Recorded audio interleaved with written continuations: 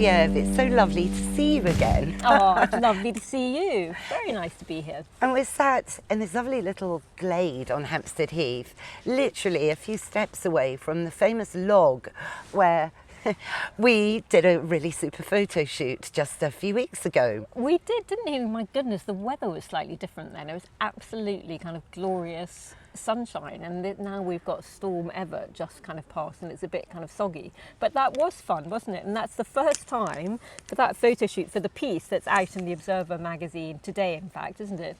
For the piece about dogs and well-being and what you could teach Pepper and I about how to be more kind of interactive and what to get out of a walk together. Pepper, for the first time, thanks to you, learnt dog agility and how to walk the beam, as it were. Very kind of Tokyo Olympics. Very Tokyo, very relevant. Oh, explain who Pepper is. Ah, Pepper. Look at Pepper. I'm looking at her pointy ears. Pepper is a miniature schnauzer, but a miniature schnauzer with good ears. She's 8 years old. She lives with me and my husband and our two kind of 20-something-year-old sons nearby in Tufnell Park, North London.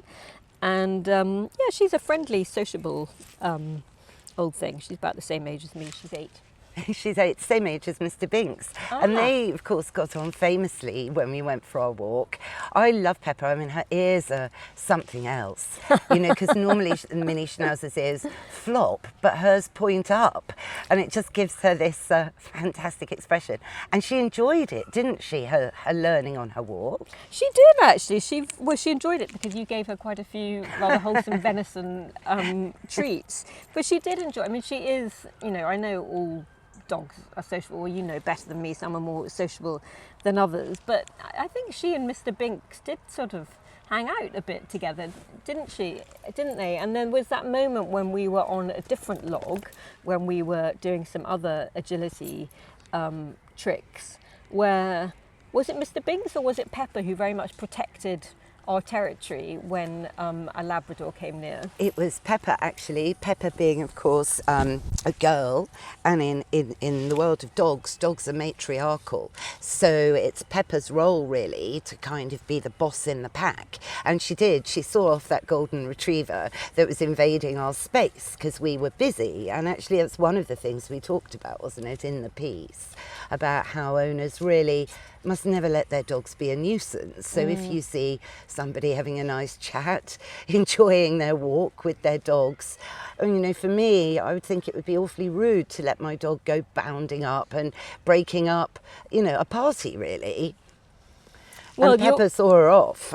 Well, Pepper did do that, but I have to say, you know, come the picnic season, she's a bit of a kind of picnic pest. And, you know, you've got 2 dogs and you're obviously very good at training your dogs.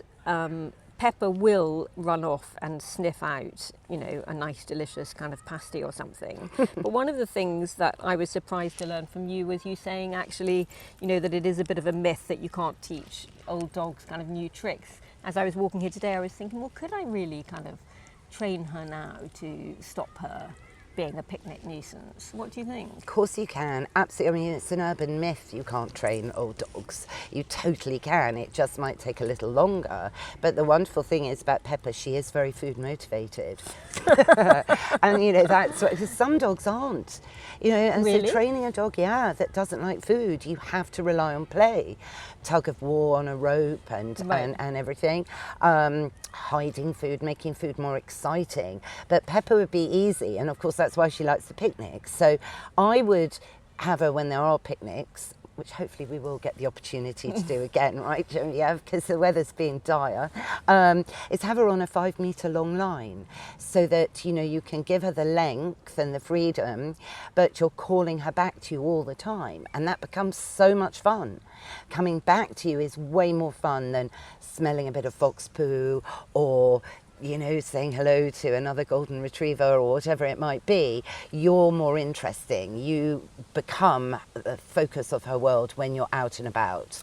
So that's really interesting because in the piece that I've written, we've included your top tips, your kind of do's and don'ts for being out walking with your dog. And one of the things that you say is keep your dog on this 5-metre line, by which you mean lead, I guess. Yeah, it's. And I wasn't kind of sure why. But so now I see that, and also what's interesting to me is the idea that actually being with me on a 5 meter kind of lead or line, and the rewards that I could give her are actually kind of better for her in the end than her trying to kind of nick somebody's delicious smoked salmon and cream cheese bagel, which she won't get, and she'll get humans sort of going, go away, and us kind of shouting at her, going kind of, Pepper, come here. So unless she's really quick, she's not going to get any food. But if she comes to me on recall, she will get that delicious Exactly. treat. And it's stopping any, because even people going, Pepper, come here, Pepper, you're so naughty. For the dog, you're joining in the experience of her raiding a picnic. Oh. So she'll be like, oh, Mum's really egging me on. Right? So she'll be like, I've got to get that bagel. And then the people, will be getting all hysterical. And she'll be like, this is so much fun. I've created such a commotion and everyone's joining in. It's like sort of cheering, not cheering a child when they're being kind of bratish, but it's sort of something like that. Something like that, yeah. So the whole thing is that you and your dog on the walk are one, and enjoying the nature, using the walk as well as therapy, which of course I guess, through lockdown, us lucky ones with dogs, we've benefited from that seamlessly, haven't we? Yeah, I mean, I definitely felt during the lockdowns, we're a 10-minute walk from Hampstead Heath, and I don't know if you found this, but, having Pepper, having to get up every day when we were really in a state of shock, we were constantly having to recalibrate, weren't we?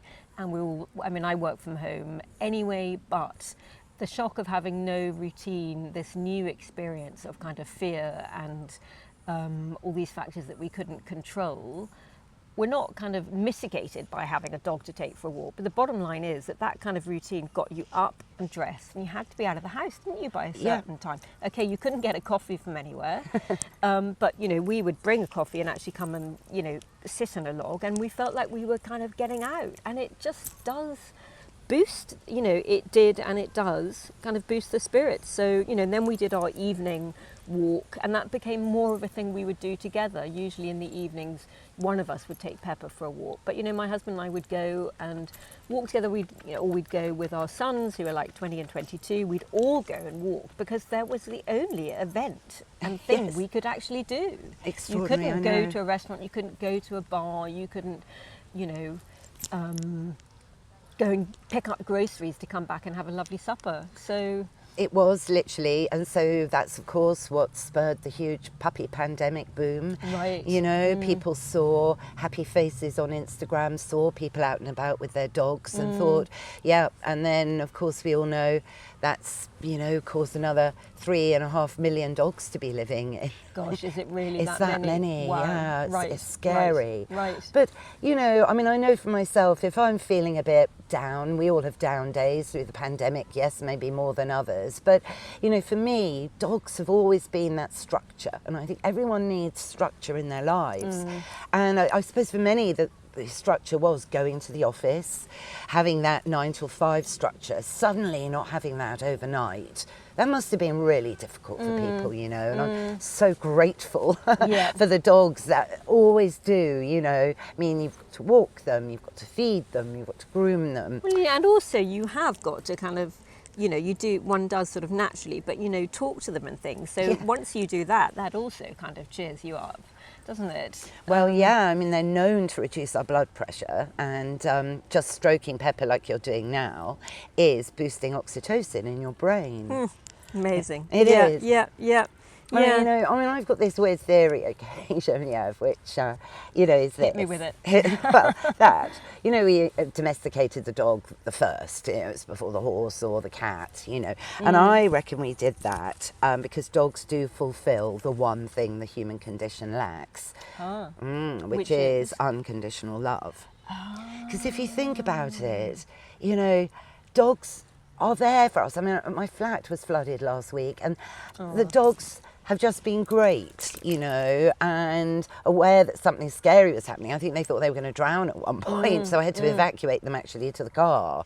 But it is this unconditional love that gets used. It's quite a cliche, but I think there is something in it, and I believe that learning that from a dog does make you more human and more empathetic. And I would guess, Genevieve, but correct me, you are a very famous journalist. You've been the features editor for The Telegraph, you write for The Observer and The Guardian, The Financial Times, and many more. But do you think empathy and understanding the human condition is a key attribute to being a good journalist? Oh, that's such a good question. Gosh, well, I think, you know what I think? I think that being a kind of good journalist, or enjoying being a journalist, is definitely about connections. It's about kind of making connections and talking to people and kind of stepping out of your own shoes, and yes, being, which is pretty much the definition of kind of empathy, isn't it? Really wanting to know how somebody got to kind of where they are, and then somehow conveying all of that to your reader or to your kind of listener or whatever. So it's interesting, isn't it? Because you think, like, you have to really listen to be a journalist, and to pick up kind of what people are really saying in the kind of silences and so forth. And it's funny when you think about a dog, like sometimes when I think about Pepper, you think, well, she seems kind of attuned to different moods, definitely, for sure. Like you say, when Mr. Binks and Prudence, your dogs were kind of aware, they were frightened themselves during your flood, but I don't know if you felt they kind of looked out for you. But I feel like Pepper looks out for me in kind of moments that I hide from other people.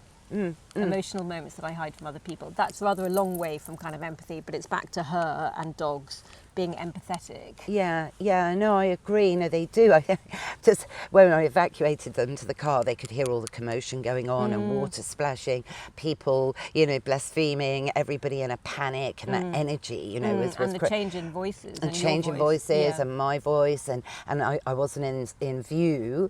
I think they thought I died. And when I went to get them from the car, the joy on their faces. Really? Yeah, because really? they knew something very strange was going on. But it was interesting. I'm aware of your book, Milkshakes and Morphine, Genevieve, which obviously covers a very difficult phase of your life. But explain why it was kind of weird that Pepper got hit by a car just as you were going to begin your chemotherapy. Yes, she did. Yes, so Milkshakes and Morphine is it's my memoir, and it's really about how my kind of past and present collided. So my past was a kind of picaresque kind of childhood characterised by kind of loss. Both my parents had died by the time I was 9, and we'd moved from America to England, so there was this kind of dislocation and kind of all kinds of strangenesses that unfurled kind of as a result of that. And so, like lots of people, that put down a marker for me, which was that, I always kind of worried about, would the same thing happen to me? Would I die from kind of cancer like my kind of mother did? And then when I had kids, that was my 2 sons, that was always my big fear. What if I'm lost to them? And then I got this cancer diagnosis in 2014, and I thought, here we go, the past is right here kind of in my present. And so the memoir is about how I was forced to look back during my treatment. And actually, you mentioned Pepper being run over by a car, but one of the things that I talk about, because I move between the past and the present in the book, is when I was 8. It was about a year before we moved house, and also my mother died. But we were living in Brighton, and we had a Labrador puppy, our first dog, and we were living right by the seafront, and she got run over by a car. And I remember lying with her under the desk in the hall and thinking, I'm going to lie with her and I'm going to make her better. And she did get better. So when my mother got ill, I thought, well, I'll do what I did for Libra. I will be with her and I'll make her better. But she didn't get better. And so weirdly, when Pepper got hit by a car, I thought, my God, so history really is repeating itself. So I was extremely kind of spooked.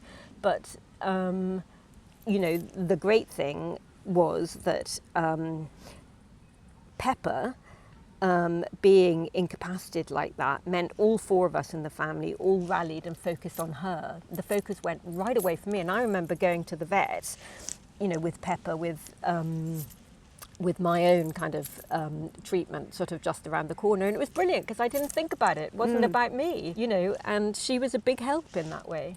And her rehabilitation as well, I guess, you know, and helping your boys who are really young then, perhaps deflect some of the pain and the worry for you onto Pepper, and therefore not making you feel so awful, perhaps.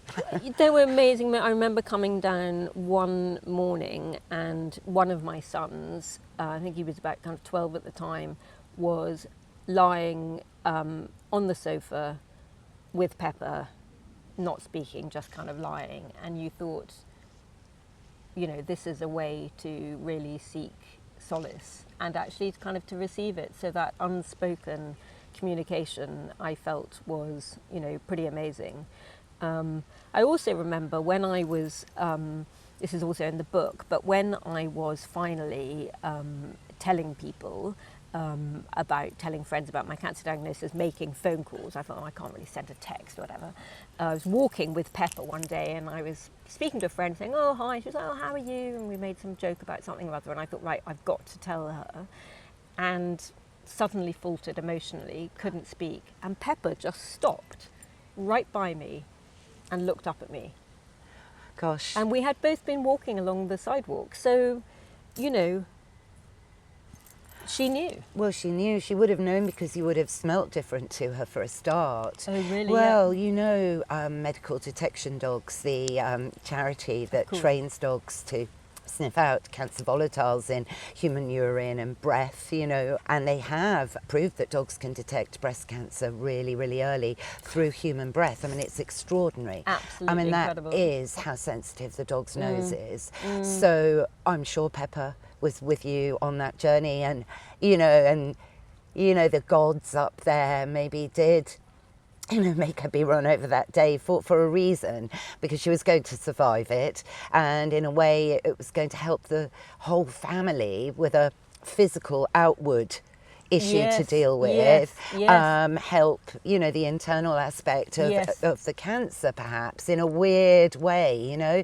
I mean, I love, I don't know if you've heard of him, Dr. Rupert Sheldrake, who writes about all sorts of things like morphic resonance and social bonds, but also about telepathic communication between dogs and their owners, and the fact that dogs know so much. And yes, their sense of smell helps with all of that, but he actually takes his theories beyond that. So dogs can be really far away and know that their owners had a skiing accident, for example, in the Alps. Really? All this is in his amazing book, and they sense, they have premonitions, and once actually in China they were using dogs to alert to imminent earthquakes, because the dogs would act differently. They would start pacing around and panting, showing signs of stress when there was nothing really to stress them out, apart from impending doom of a massive disaster. I know. Now his book, Dogs That Know When Their Owners Are Coming Home. Similarly, dogs are at home and know when their owners are coming home. Yeah, right. yeah. Yes. But there is all of that makes everything, you know, a bit perhaps unscientific in the conventional way, but there's so much that energy and energetic connections that we don't really understand, I think. I think the thing is that if you feel these things, you know, just for you kind of as an individual, you know, aside from having theories and kind of writing books about it, then just go with it, you know, and actually, you know, feel those kind of, you know, connections with your dog. I do think that it would be lovely when people do go back to work, to offices, hopefully with kind of changes kind of made and allowances made for a more kind of, an easier way of being in an office, that people might think about letting dogs come. I know, I think it's work such with a great them. idea. I mean, look, all these new tech groovy firms, Yeah. they all allow dogs. And I Do think, they? Yeah. yeah, Google does, Facebook, and I think it's great. It just means that people have to bother to train their dogs, really, so that they're not going to be a nuisance, bark all day, drive people, around the bend with the barking, or pee on the floor and these sorts of things, which I think is a good thing because it might motivate people to actually train their dogs. So on the barking note, I was talking to Richard, my husband, about meeting up with you today, and he said, by the way, when you did meet up with Anna for that photo shoot the other day, did you ask about Pepper's, whisper it, barking? Because she does go out into our garden now. Okay. She never used to before, but she'll go out in the morning and she'll have a bit of a bark. Okay. And obviously Easy to we all fix. just go mad. You can hear my sons going, Pepper, stop barking. I know, the thing is, Pepper, though, come in right now. If you bark one more time, then you'll... So you've rewarded it. You've just trained her to Have do I? it. Oh no, have It's I? the picnic thing again. Oh no, Yes. picnic thing. Yes. So what I'd suggest is, okay, play her at her own game. So if she's liking going out in the mornings now, take her out on a lead, let her do her pee, let her have a little sniff around, fine, then bring her back in. Because really she doesn't need to hang out in the garden, and particularly if she's going to, abuse the lovely garden, which is your garden, by barking, she needs to come in. And wake other people up. And wake That's other my big people up. worry. Yeah, exactly. And maybe get a complaint from a neighbour, which you really don't want. Right. That then becomes tricky with dogs, and we have to always be aware, not everyone likes dogs. Yep. And that's actually the first thing you've got to remember when you get a dog, to understand that. Yes. So that's what I would do. Take her out on a lead and bring her in on a lead. And same with the last pee at night, out on a lead and bring her back in. And pretty soon the habit will stop, I think, if it's just started, if you start now. But so what you're saying though is, don't let her out in the garden. I mean, on a sunny day, we like to have the French doors open and for her to be outside. Sometimes she will just sit on the grass. Look at Mr. Binks. I know, as we're he loves talking. you. He's, We got off doing acrobatics as we sit on this log. He's doing a little balance, aren't you? Tightrope boy. Oh. I know. Well, the minute she starts barking, if she's in the garden, just bring her indoors, or sit with her out in the garden as well on a 5 metre long line. So, and that will curb it, and hopefully, I would do a bit of boot camp on it though, because it will become a habit. And certainly shouting at her, "Come in now, Pepper, you're being a nightmare, you're a riot, what's all this about?" That's all going to just make her bark more, because she's going to think, oh yeah, they're barking what I'm barking at. Oh, I see. Right. Okay. All change on that, Pepper. Yeah, Right, just right. a little bit of a change of boundaries, that's all. Right. Yeah, I mean, I made the mistake with my first bull terrier, Molly. We moved from a one-bedroom flat without a garden, and I bought her a garden, obviously, and Of course, as one does. As one does, and I opened those French doors, and I went, "There you go, Molly. This is your garden." Massive exactly mistake. what we've done. Massive mistake. Oh. She would go into the garden and just go on the upper level and bark and bark and bark, and I did get a complaint from a neighbour a few doors up. Right. And so this had to stop, and then a massive desensitising for no barking campaign happened. But just that moment of opening the doors and saying, "This is your garden, Molly." She was a very knowing dog. She thought, absolutely top notch. This is what I've always wanted. What a great Christmas present, because it was December. Hurrah! I'm going to make everyone know that I'm here, and I'm going to bark as loud as I can just because I can. It's the Starlight barking. Remember, the sequel to 101 Dalmatians. It's all about dogs barking all over Hampstead. Well, that's what I think. So you think, well, we shouldn't deny her. Dogs naturally bark. They do. We shouldn't silence her. And if there's a cat on the wall or a squirrel, Yes. isn't she exercising her dog? Well, right? she is, but the thing is, we live in London where, we're all very closely packed together. That's the problem. If you were in the True. middle of nowhere in the country, it wouldn't matter. Yes, that is the point. That isn't it? is the point, I think, really. And also the fact she'll never catch the squirrel, she'll never catch the cat. And cats are devils. That's what actually triggered Molly as well, that we had a flat roof nearby where this cat would perch on the corner, with its tail swishing like a big, grandad clock, and staring. And so what I had to do one day, which was a bit awful, I had to get the hose and spray it at the cat.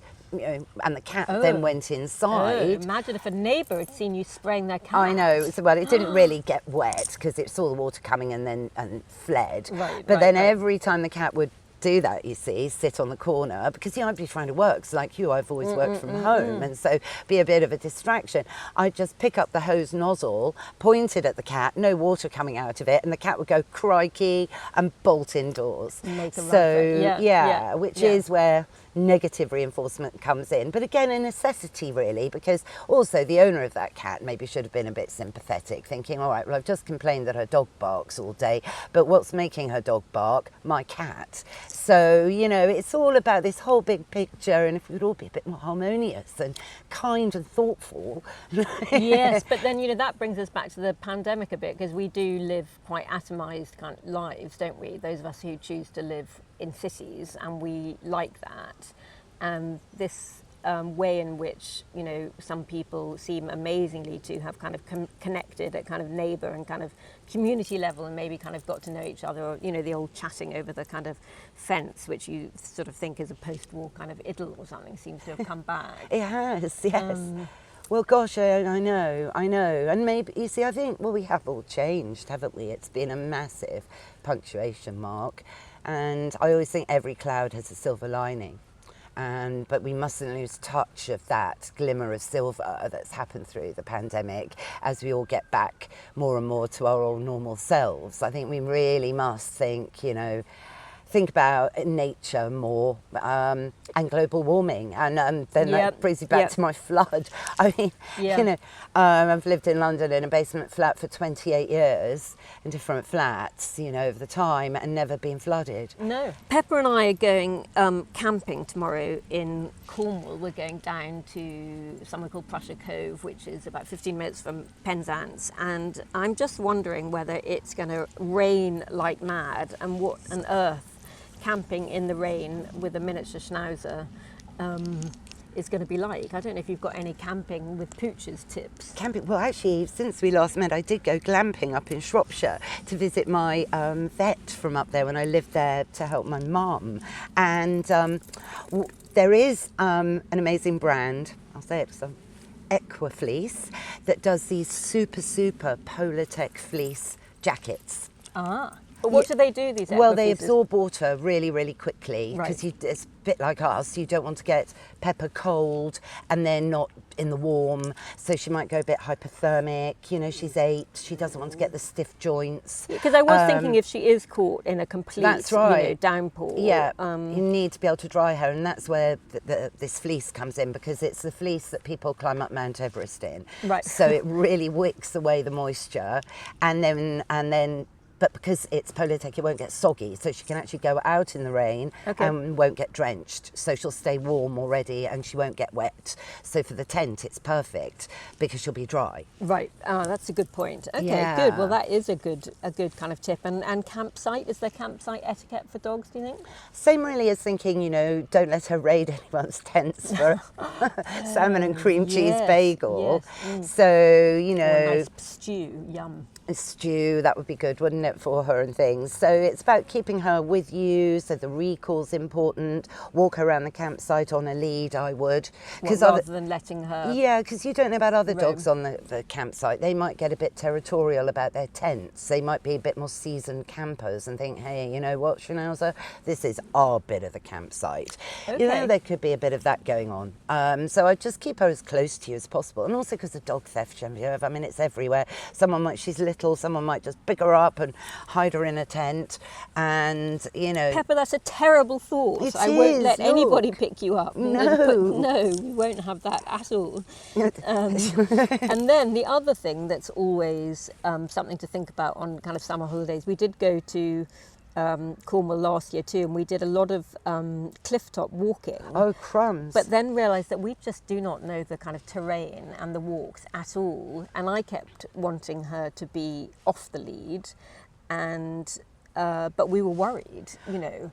Oh gosh, I'd be absolutely panicking. You know, I am a bit of a worrier, you know, and a bit perhaps OTT so, but there's stories all the time that dogs have fallen off cliffs. Right. Okay. You know, Okay. Why don't you just tell it like it is? Yep. yes, straight up. You know, I know people say, my dad used to say, don't worry, they can sense that they're high up. Well, you know, the ground can crumble away. She's a towny dog, you know, she's not a border collie that's grown up. So you think they wouldn't have a sense of the edge then? Well, it might be too late. They might get a late. sense of an edge, you know, because she hasn't been desensitised to edges like that a Right, lot, because right. she's a town dog.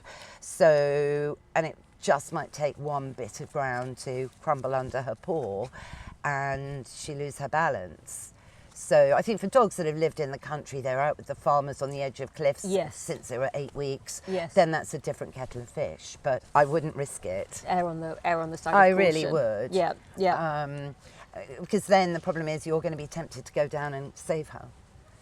Oh, well, I mean, yes. You would have to. I mean, I'm not sure about bounding off a cliff, but I mean, much peppers, of course, I would do anything, you know, anything done for you. I tell you what I don't like, and I do not like, whether with pepper or not, I'm not big on fields full of cows anymore.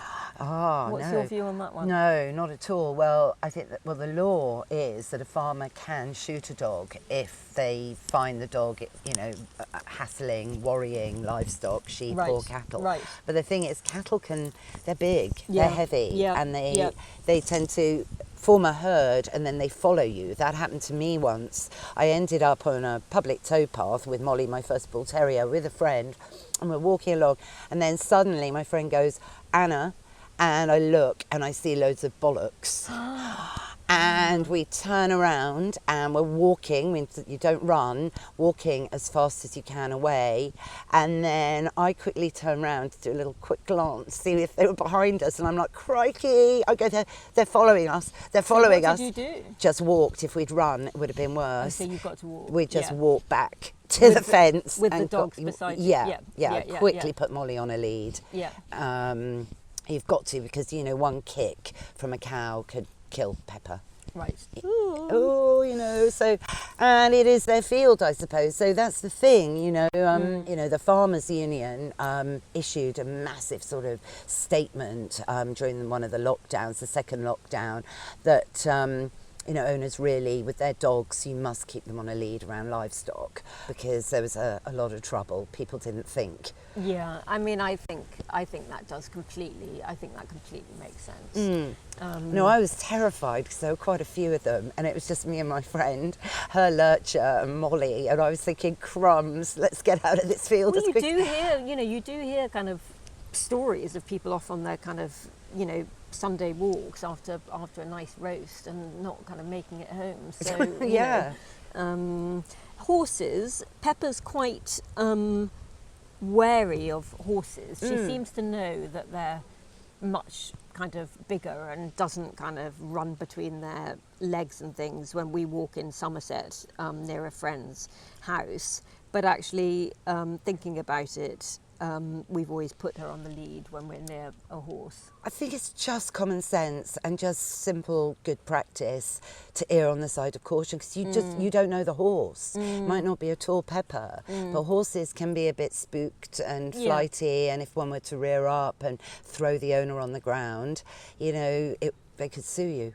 But a horse in a field, not a horse being ridden. Oh, I see what you mean. Do they like I mean, is it just depends on the horse whether they're used to dogs? Yeah, yes, depends on the horse and depends on the dog. They should all get along, you know, they're kind of complementary. But of course, dogs like to chase things, and horses are plain animals. So, you know, it's in their DNA that if a creature like a wolf or a dog is coming after them, they're going to run, and that can make the dog run after them even more. And there could be a collision, a fence, or the horse might jump something and end up in the road. A bit like, you know, do you remember that Labrador? It was awful for the owner. It was a few years ago now, called Fenton, and it went viral. It was when a Labrador bolted in Richmond Park and chased like this huge herd of deer onto the A3. Onto the A3. Yeah, okay. and Right, miraculously, no one was injured. Right, wow. But and the owner's running behind his Labrador, just screaming Fenton, and it went viral. What a nightmare! And so that can happen. So I think everyone, you know, particularly us townies, which I'm really proud of, going out to the shires, we just need to, you know, be considerate for the safety of everyone. Well, talking about things kind of going viral and stuff like that, Pepper doesn't have her own kind of Instagram account or anything. Do Mr. Binks and Prudence have theirs? They don't actually. Are they influencers? Well, you know, they do have influence. They share my. They do have influence. Of course, they have influence. Of course, yes, don't you, Mr. Binks? Yes, but you share my social media, don't you, Binks? Yes, I'm on it quite a lot. Yes, you are. You were on it with Pepper just the other day. I know, it was excellent. You see, I have two-way conversations with my dog. I think I'm mad. Well, the other day, I can't remember where I was, and I was talking away to Pepper, and a lady said to me, oh, it's so nice that you're talking to your dog. And I thought, is that a bit like somebody puts on a dress and you ask them what it's like and they say, well, it's kind of really you. In other words, they don't want to say the truth. Does she think I'm mad?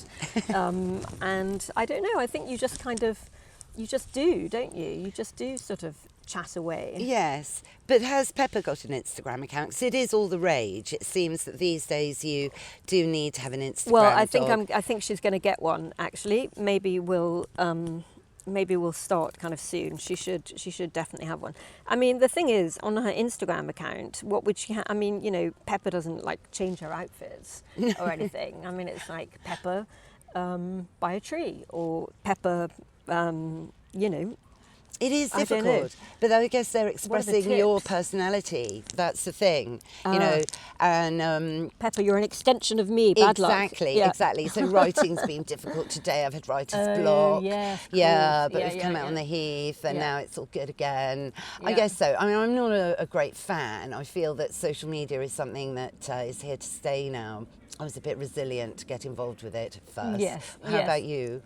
I mean, I kind of like reading other people's. I like kind of funny Twitters. I like kind of inform, you know, if there's something I want to kind of know about or I follow. There are lots of kind of writers I follow. I mean, I do like Instagram. I love it for the kind of course, it's such a kind of visual thing, isn't it? Yeah. You know, I love it for kind of the fashion and stuff like that. But I think the habit of it is a bit of an effort. And I think that's a bit mentally a bit sort of, you know, OCD. It can all get a little bit pressured, but and also I think you need to post good pictures, don't you? You can't just post kind of rubbish stuff, or here I am having my breakfast. No, and I think it's all it's all about getting a following. I've got an avocado. Ooh. Yeah, how great. You know, that's the thing. I mean, I must admit I don't like food posts. But I've never posted, I've only posted food once. I thought you could say you don't like food, but No, I do love food, but food posts, I just think, really, why? I'm not that bothered, you know. Yeah. But Genevieve, my gosh, thank you for joining. Oh, it's such an honour to join you and Mr. Binks. And for being on the podcast, you know, so it's brilliant. Very welcome, really enjoyed it, and so has Pepper. Her ears are up. They are up. She must have enjoyed it. Pepper, thank you. That's our show, Mr. Binks. What did you think? Yes, it was fun to see Pepper and Genevieve again. What's that? Yes, it is time for Woof of the Week. If you're going camping this summer, make sure you keep your dog on a lead around livestock. I hope you all enjoyed it. If you did, please rate and review the show wherever you listen to your podcasts. Thanks again to Genevieve Fox. What an amazing person she is. All the links to Genevieve are in the show notes. Thanks to Mike Hansen, my very patient producer. Find out more about Pod People Productions at Pod People UK. For more about me, I'm at Anna Webb Dogs. What's that, Mr. Binks? Yes, we will be back in your feed next Sunday, but why don't you subscribe now? Then you'll never miss another show. Bye for now.